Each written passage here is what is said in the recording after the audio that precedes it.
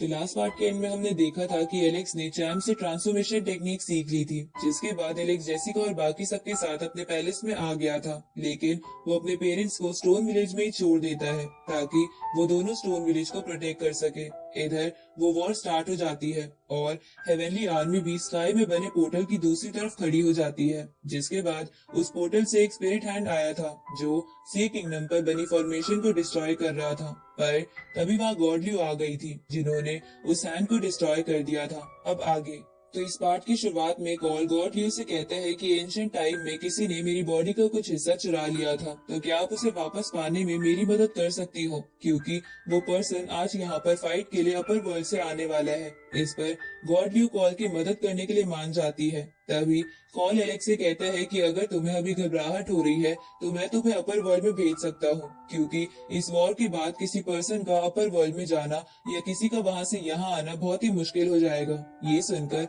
Alex call से बोलता है कि मेरे सर पर सी किंगडम को प्रोटेक्ट करने की जिम्मेदारी है, ऊपर से मुझे अभी भी लोअर वर्ल्ड में कुछ काम करना है, इसलिए मैं अपर वर्ल्ड नहीं जा सकता। इस पर कॉल एलेक्स से कहता है कि ठीक है, तो तुम सी किंगडम के लोगों को प्रोटेक्ट करो और हम अपर वर्ल्ड के लोगों को देखते हैं। उसी वक्त स्काई से नेदर चैनल लोअर वर्ल्ड में ओपन होने लगता है, जिसे देखकर कॉल हैरान हो जाता है। तभी गॉडल्यू एलेक्स से कहती है कि जल्द ही वॉर स्टार्ट हो जाएगी, इसलिए अगर तुम्हें कुछ भी पूछना है तो पूछ लो, क्योंकि वॉर के बाद हम यहाँ से चले जाएंगे। ये सुनकर एलेक्स गॉडल्यू से पूछता है कि वो ट्रू प्रिमोरियल रिकॉर्ड्स चैप्टर 1 को कैसे समझ सकता है, जो उसे सन गॉड ट्री के पैलेस में मिला था। इस पर गॉड ड्यू एलेक्स को बताती है कि प्रिमोडियल चैप्टर 1 को समझने के लिए तुम्हें एक सर्टेन लेवल पे पहुंचना पड़ता है, तभी तुम उसे समझ पाओगे। पर अगर तुम उसे पहले ही समझना चाहते हो तो तुम्हें इसके लिए माइरियाड सोल मैप की जरूरत पड़ेगी, जो तुम्हें डेंजर सिचुएशंस में भी हेल्प करेगा। लेकिन उस माइरियाड सोल मैप को तुम्हें खुद ही ढूंढना होगा। उसी वक्त उस नेदर चैनल की मदद से अपर वर्ल्ड से वहाँ एक बंदा आता है और अपने 4 क्लोन्स बनाकर गॉड ल्यू को घेर लेता है, जिसे देखकर कॉल बोलता है कि 5 एलिमेंट्स बॉडी बनाना तो गॉड ब्लाउ का सीक्रेट मेथड है। ये सुनकर एलेक्स कॉल से बोलता है कि कहीं ये बंदा गॉड ब्लाउ ही तो नहीं, या फिर ये उसकी डुप्लीकेट बॉडी है। इस पर कॉल एलेक्स को बताता है कि ये गॉड ब्लाउ की डुप्लीकेट बॉडी नहीं बल्कि ओरिजिनल बॉडी है, क्योंकि मैंने सुना है कि गॉड ब्लाउ 5 बॉडीज में डिवाइड हो सकता है, उसका डुप्लीकेट नहीं, जिसकी वजह से गॉड ब्लाउ बहुत ही स्ट्रॉन्ग है और उसे हराना बहुत ही मुश्किल है। इधर वो बंदा यानी गॉड ब्लाउ चारों ओर से गॉड ल्यू पर अटैक करता है, लेकिन गॉड ल्यू अपने स्पिरिट लीव्स की मदद से उसके सभी अटैक से बच जाती है और गॉड ब्लाउ के 2 क्लोन्स को भी डिस्ट्रॉय कर देती है, जिसे देखकर गॉड ब्लाउ हैरान हो जाता है। इधर ये देखकर कॉल भी चौंक गया था, क्योंकि उसे नहीं पता था कि गॉड ल्यू सिर्फ अपने एक अटैक से गॉड ब्लाउ के 2 क्लोन्स को डिस्ट्रॉय कर सकती है। उसी वक्त आसमान में हलचल होने लगती है, जिसके बाद अपर वर्ल्ड से एक और बंदा पोर्टल के थ्रू लोअर वर्ल्ड में आता है, जो अपर वर्ल्ड की यिंग यांग एकेडमी का डीन था। तभी उस डीन को देखकर कॉल कहता है कि ये वही बंदा है जिसके पास मेरी लोअर बॉडी है। इधर गॉड ल्यू को भी याद आता है कि इसी डीन ने गॉड ल्यू के पिछले वर्ल्ड की किंगडम डिस्ट्रॉय कर दी थी, जिसमें वो रहती थी। उसी वक्त कॉल ये कहते हुए उस डीन पर अटैक कर देता है कि मुझे मेरी बॉडी वापस दो, पर वो डीन कॉल के अटैक को बड़े ही आराम से रोक लेता है। अब वो डीन कॉल पर कई सारे फायर बॉल्स फेंकता है, लेकिन गॉड ल्यू कॉल के सामने आ जाती है और अपनी एनर्जी बॉल से उन सभी फायर बॉल्स को डिस्ट्रॉय कर देती है। तो ये देखकर वो डीन एक यिंग यांग क्लाउड बनाता है और उस क्लाउड की एनर्जी की मदद से गॉड ल्यू पर अटैक करता है, पर गॉड ल्यू शील्ड बनाकर उस अटैक से बच जाती है और उस डीन से कहती है कि तुम अपनी करंट पावर से मुझसे नहीं लड़ सकते हो, इसलिए हार मान लो।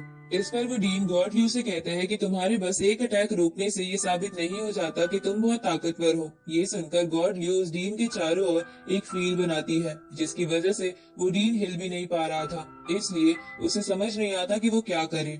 तभी गॉड ल्यू उस डीन के ऊपर और नीचे 2 बड़ी बड़ी एनर्जी बॉल बना देती है और उन दोनों एनर्जी बॉल्स के बीच उस डीन को दबाकर मारने की कोशिश करती है, लेकिन वो डीन शील्ड की मदद से वहां से भागने की कोशिश करता है। पर गॉड ल्यू ये देखकर अपने एक स्लैश अटैक से उस डीन को हमेशा के लिए खत्म कर देती है। अब उस डीन के मरते ही कॉल की बॉडी का बाकी हिस्सा नीचे गिरने लगता है, तो कॉल उसे लेने के लिए जाने लगता है, पर तभी वहां अपर वर्ल्ड से दो एल्डर्स आकर कॉल को ऐसा करने से रोकते हुए खुद वो दूसरा हिस्सा लेने की कोशिश करते हैं। पर ये देखकर कॉल बहुत गुस्सा हो जाता है और अपनी ड्रैगन, बुल और बर्ड बी स्पिरिट बाहर निकालकर उन एल्डर्स पर अटैक कर देता है। इस तरफ एक Elder vermilion, golden black bird और गॉड बिलाव अपने तीनों क्लोन्स के साथ गॉड ल्यू को घेर लेते हैं। दूसरी तरफ कॉल देखता है कि उसकी बॉडी का दूसरा हिस्सा बोल पा रहा था, जिसका मतलब था कि उस डीन ने उसकी दूसरी बॉडी की सोल को जगा दिया था, जिसकी वजह से वो दूसरा हिस्सा कॉल से दूर भागने लगता है। तो ये देखकर कॉल एक बड़ी सी स्वॉर्ड को बाहर निकालकर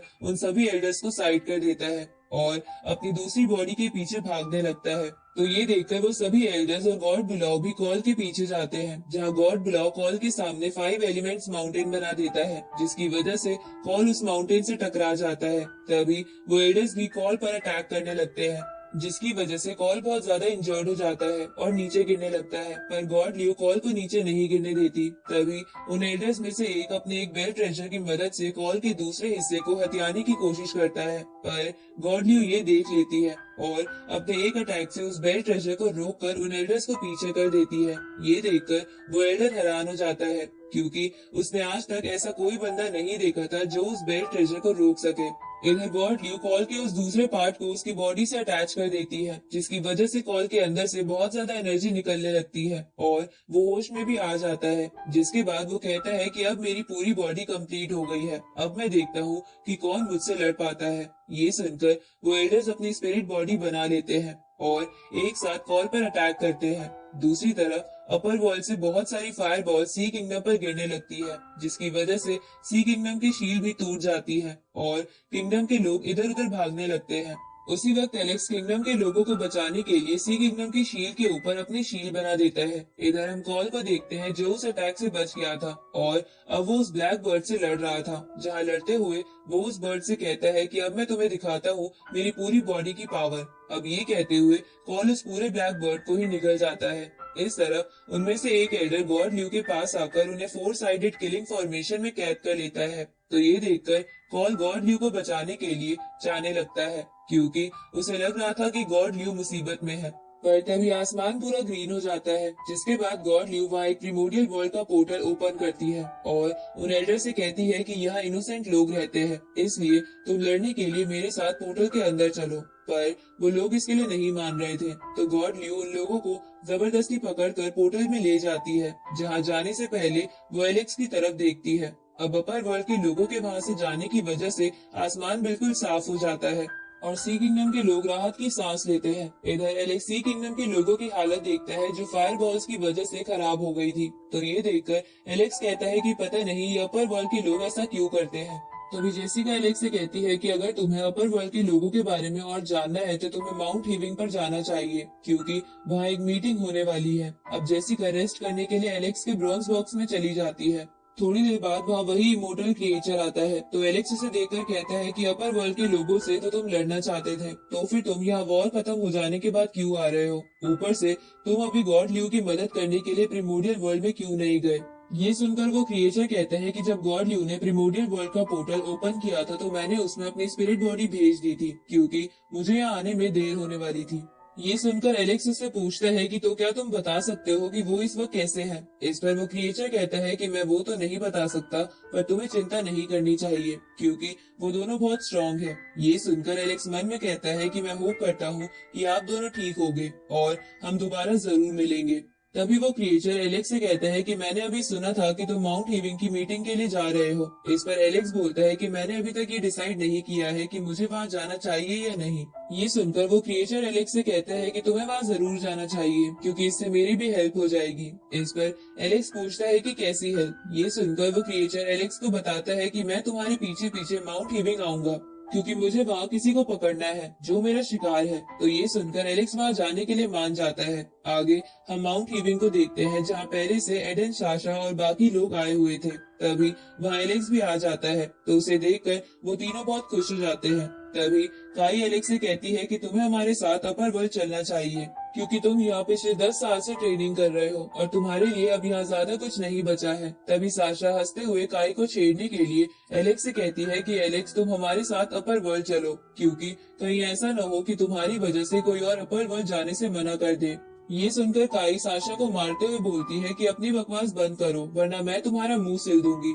तभी एलेक्स उन तीनों से कहता है कि तुम्हारे ऑफर के लिए शुक्रिया, पर अभी मैं लोअर वर्ल्ड की चीजों से बहुत अटैच्ड हूँ, इसलिए मैं तुम्हारे साथ अपर वर्ल्ड नहीं चल सकता। उसी वक्त वहाँ जेसिका की फर्स्ट बॉडी और फॉक्स कल आ जाती है, जहाँ एलेक्स को देखकर फर्स्ट बॉडी को पिछली फाइट याद आने लगती है, इसलिए वो एलेक्स को मारने के लिए अपना अटैक तैयार करने लगती है। उसी वक्त साशा उसे कहती है कि हम यहाँ अपना अपना एक्सपीरियंस बांटने आए हैं, इसलिए तुम ऐसा कुछ मत करना जिससे सबका मूड खराब हो जाए। ये सुनकर फर्स्ट बॉडी अपना अटैक रोक देती है। तभी फॉक्स गर्ल फर्स्ट बॉडी को गुस्सा दिलाने के लिए बोलती है कि मैंने र्यूमर सुने हैं कि किसी लड़के ने हाल ही में फर्स्ट बॉडी को बुरी तरह हरा दिया था। ये सुनकर वहाँ बैठे बाकी सब हैरान हो जाते हैं, क्योंकि उन्होंने फर्स्ट बॉडी का काफी नाम सुन रखा था और उन्हें नहीं लगता कि फर्स्ट बॉडी एक मामूली लड़के से हार जाएगी। इधर एलेक्स इस सिचुएशन को संभालने के लिए फर्स्ट बॉडी को ड्रिंक ऑफर करते हुए कहता है कि वो लड़का मैं ही हूँ, पर हम दोनों बस आपस में मजाक कर रहे थे, वो कोई सीरियस फाइट नहीं थी, क्योंकि अगर ऐसा होता तो आज हम यहाँ एक साथ नहीं खड़े होते। ये सुनकर फॉक्स गर्ल एलेक्स से कहती है कि चलो तुम कहते हो तो मैं मान लेती हूँ कि वो बस मजाक था। इधर बाकी सब भी नॉर्मल हो जाते हैं, क्योंकि उन्हें लग रहा था कि फर्स्ट बॉडी सीरियस होती तो एलेक्स को नहीं हटा पाती। उसी वक्त वहाँ एक बंदा खड़ा होकर जेसिका को इम्प्रेस करने के लिए कहता है कि भले ही एलेक्स ने मजाक में ही फर्स्ट बॉडी को हराया हो, पर ये बात मुझे अच्छी नहीं लगी, इसलिए अब एलेक्स को मरना होगा। तभी वो बंदा अपना लेवल शो करता है, जो कि 7th लेवल ऑफ कल्टीवेशन यानी डिवाइन फ्लेम लेवल था, जबकि एलेक्स तो 5th लेवल यानी फॉर्मेशन गैदरिंग लेवल पर था। अब उस बंदे के एलेक्स को चैलेंज करते ही ये पार्ट यही खत्म हो जाता है।